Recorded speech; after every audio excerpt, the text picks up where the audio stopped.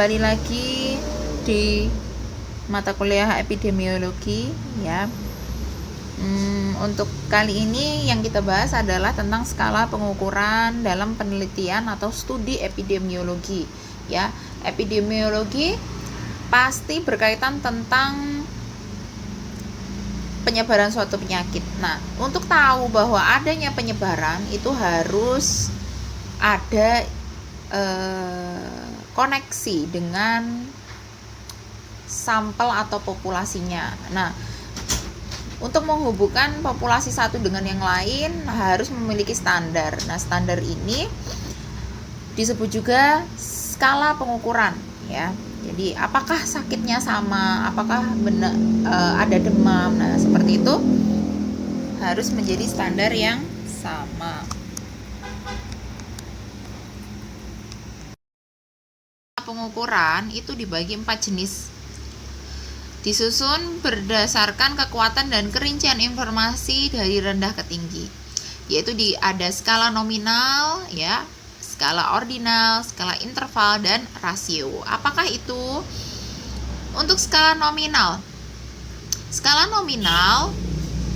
itu terdiri dari 2 kategori atau dikotomi, atau lebih dari 2 kategori, politomi. Kategorinya bersifat terpisah ya. Semua subjek terbagi habis, jadi harus bisa dijelaskan ya. Contoh, laki-laki dan perempuan. Nah, kalau tidak bisa dijelaskan kan, ini kayak laki-laki tapi ternyata perempuan. Nah, itu kan tidak bisa dijelaskan. Kemudian status perkawinan, menikah, tidak menikah, janda, duda ya, janda cerai, janda mati. Nah, seperti itu ya. Dan seterusnya. Jadi skala ini merupakan pembagian setiap populasi karena menentukan ya adanya transmisi, adanya faktor resiko, seperti itu. Selanjutnya, skala ordinal. Untuk skala ordinal dia memiliki tambahan kualitas ya, dimana perjenjangan seperti tangga karena kategorinya ini diurutkan.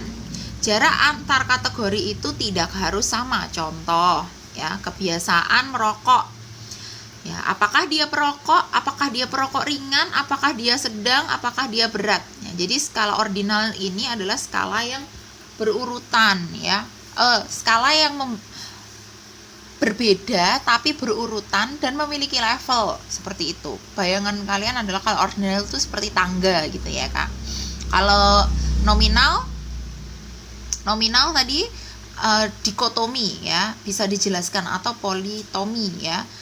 Beberapa dikelompokkan menjadi kelompok yang jelas tapi kan setara, seperti itu. Kalau ordinal itu ada urutannya ya, perokok ringan, perokok atau perokok sedang, perokok berat, seperti itu.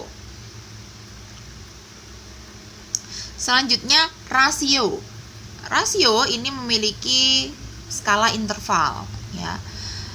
Memiliki 0 absolut, di mana karakteristiknya yang diukur itu tidak ada ya. Contohnya ya, jadi kalau rasio pasti ada nominalnya, ada skala intervalnya ya.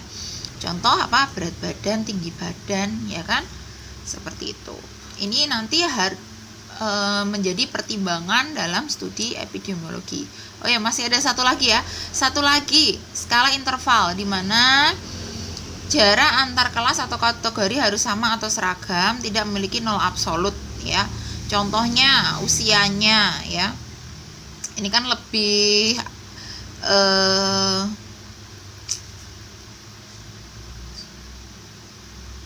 memiliki tingkatan ya, memiliki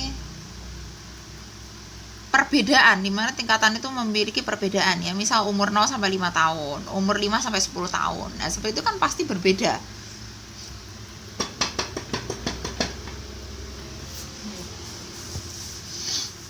Kemudian lanjut.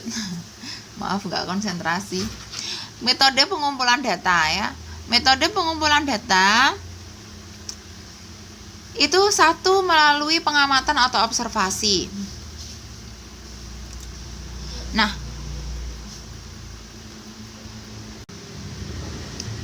pengamatan atau observasi ini tekniknya bervariasi. Ada yang dari pengamatan sederhana ya, melalui beberapa skala perhitungan itu tadi ya. Kemudian skala pengukuran. Kemudian pengamatan dengan keterampilan khusus, di mana di sana ada pemeriksaan klinis, pemeriksaan kimia klinik ya, pemeriksaan laboratorium radiologi, mikrobiologi dan seterusnya. Kemudian selanjutnya ada melalui wawancara terstruktur dengan kuesioner dan kuesioner yang diisi sendiri ya. Jadi melalui pertemuan dengan pasien langsung ya, entah itu secara wawancara langsung atau dengan kuesioner. Yang kemudian selanjutnya adalah dengan data dokumenter ya, dimana ini lebih mudah karena sudah ada riwayatnya, biasanya kan ada di data-data rumah sakit gitu ya, seperti itu, dan dapat memberikan informasi perorangan ke seluruh populasi. Jadi fokusnya pasien kanker saja, oh ya udah ini berarti di polionkologi, atau pasien dengan gangguan penyakit dalam ya, pada penyakit dalam, infeksi. Jadi lebih terstruktur ya, lebih mudah mendapatkan informasinya. Cara terbaik untuk mempelajari peristiwa dan kejadian masa lalu melalui riwayat atau histori dari seorang pasien atau dari kelompok populasi. Selanjutnya tentang validitas dan reliabilitas. Validitas apa itu? Konsep untuk menerangkan kualitas pengukuran. Pengukuran valid dikatakan valid jika hasil pengukuran sesuai dengan keadaan sebenarnya dari fenomena yang diukur. Valid berarti akurat ya, disebut juga akurasi. Validitas disebut juga akurasi. Selanjutnya reliabilitas. Reliabilitas disebut juga presisi atau reprodusibilitas ya, dimana pengukurannya reliable jika hasil pengukurannya relatif stabil dan hasilnya bisa berdekatan.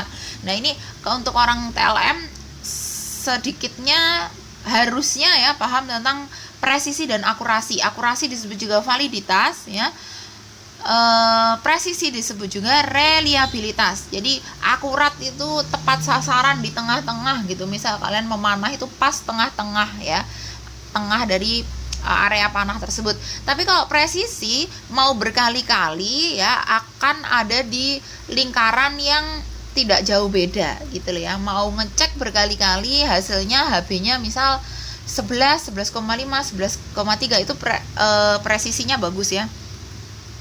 Tapi kalau pertamanya 9, habis itu 14, nah itu kan jauh sekali ya, itu presisi yang buruk ya. Pengukurannya tidak reliable. Nah kalau reliable berarti dia presisi atau reprodusibilitasnya bagus.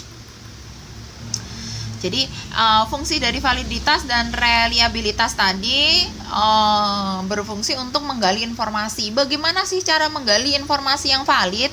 Bagaimana cara menggali informasi yang supaya presisinya bagus, reliable? Ya, berarti mungkin kalau untuk lansia agak kurang akurat nih, karena pemahamannya sudah beda dengan kita yang masih muda, kita ya, atau kalian yang masih muda. Nah ini kalian supaya akurat, presisi, gimana? Oh kalian harus memahami bahasa mereka, bahasa daerah, mereka lebih paham. Misal ditanya, kalau kalian sebagai ibu sakitnya itu seperti apa? Nah itu orang lansia itu tidak akan detail. Oh kepala saya sakit, ini sakit, enggak. Kalau kalian lebih presisi, lebih akurat gini. Misalnya sudah tahu ini pasien penyakit dalam ya, Bu, kalau malam suka kram boten gitu kan, atau pakai bahasa Jawa ya, menawi jenengan gimana Bu Rama juga nggak bisa basa ya, tapi campur-campur lah. Gerahe pripun Mbak, tangannya geran apa boten, damel aktivitas jarine keju-keju napa mboten. Nah, seperti itu kan lebih akurat. Jadi kalian menggali informasi dari pancingan kalian kalau ditanya. Karena ini sering terjadi ya, Kak ya. Ini sering terjadi. Ini misal contoh temannya Bu Rahma ini sakit perut ya, sakit perut. Dia ngomong ke temannya Bu Rahma yang dokter, itu dia habis makan sesuatu gitu kan ya, habis makan sesuatu. Akhirnya teman saya dokter itu menyarankan antibiotik. Oh ya kan, antibiotik untuk biar tidak mencret. Nah, dia tidak mengatakan bahwa dia itu bukan setelah makan ya, jadi dia itu kecapean, kemudian ada kondisi mual, ada kondisi demam, ada kondisi sebelumnya itu, sebelum terjadi diare itu badannya sudah kembung duluan gitu loh, Kak. Jadi diarenya setelah makan memang, namun kembungnya merasa mual itu sebelum makan. Dia tidak menyampaikan seperti itu. Nah, karena Bu Rahma udah curiga, orang ini aktivitasnya seperti ini. Aku kok curiga gini ya, Jeng, bla bla bla. Oh, Jeng. Nah, dia bilang oh. Nah, artinya dia nggak kepikiran untuk sambat. Anamnesis itu sulit sekali seperti itu ya. Akhirnya saya bilang ke teman saya dokter, dokter ini gini, kayaknya dia bukan karena diare infeksi, karena dia GERD. Nah, itu akhirnya penyembuhannya pengobatannya tepat. Nah, seperti itu. Coba kalau minum antibiotik mana sembuh, ya kan? Seperti itu. Jadi reliabilitas akurasi ini digunakan untuk menggali informasi dari pasien tersebut. Kemudian selanjutnya adalah teknik presentasi data ya. Setelah data dikumpulkan harus diorganisasi secara sistematik. 4 metode dalam penyajian data yaitu adalah penyajian tekstual, semi tabular, tabular, dan grafik. Apa itu penyajian tekstual? Contoh, di antara pegawai di perusahaan A, proporsi terbesar mereka berusia 30-35 dengan 20,6% pegawai termasuk dalam kategori ini. Ya, proporsi dari mereka yang berumur 36-40 23%. Hanya 103 yang berusia 40% tekstual berupa teks. Nah, penjelasan deskriptif. Nah, seperti itu. Nah, kalau semi tubular, ya di situ ada penjelasan, ada poin-poinnya dikelompokkan dengan jelas. Di antara 100 pegawai perusahaan A, diketahui diterima perusahaan tersebut 3 tahun lalu 50 orang, 5 tahun lalu 20 orang, lebih dari 5 tahun lalu 30 orang. Nah, seperti informasinya juga boleh ya. Lebih terkelompok ya, tahu titik poinnya di mana. Nah, kemudian secara tabular ya, tabel ya, artinya tabular, tabel itu berupa bentuk seperti ini, seperti tabel ya. Pria berapa orang, wanita berapa orang, total berapa. Nah, itu ya. Nah, namun kan sebentar ya. Kemudian penjelasan grafik. Nah, ini ya, presentasi rumah tangga di kota dan desa menurut jenis sarana pembuangan kotoran tahun 97 dengan kategori berupa leher angsa ya, jadi tempat pembuangannya ya, pembuangan kotorannya. Jadi kan bagus kan leher angsa, jadi ada yang terendap kontaminannya seperti itu. Terus kemudian langsung ya, atau cemplung dan lain-lain ya, seterusnya ya. Nah, ini mana yang paling bagus ya? Grafik ini juga ada jenis grafik yang lain ya, seperti ini, diagram pie, histogram ya, dan seterusnya ya, jenis-jenisnya. Nah, yang lebih baik semua disertakan. Jadi perlu adanya ketika pelaporan hasil dari observasi itu dijelaskan dengan metode tekstual dulu. Kemudian dari tekstual diberikan penjelasan secara tabular ya, ada tabelnya. Kemudian dari tabular itu ada kesimpulan dari grafiknya. Ini perpaduan semuanya ini malah lebih bagus. Nah, demikian tadi, terima kasih. Epidemiologi untuk sebelum UTS sudah selesai. Jadi untuk minggu depan tanggal berapa? Ya, minggu depan ya. Itu untuk kita menghadapi UTS ya. dengan melalui Google Form ya. Selamat belajar. Jika ada masih ada pertanyaan silakan bertanya. Sekian, terima kasih. Wassalamualaikum warahmatullahi wabarakatuh.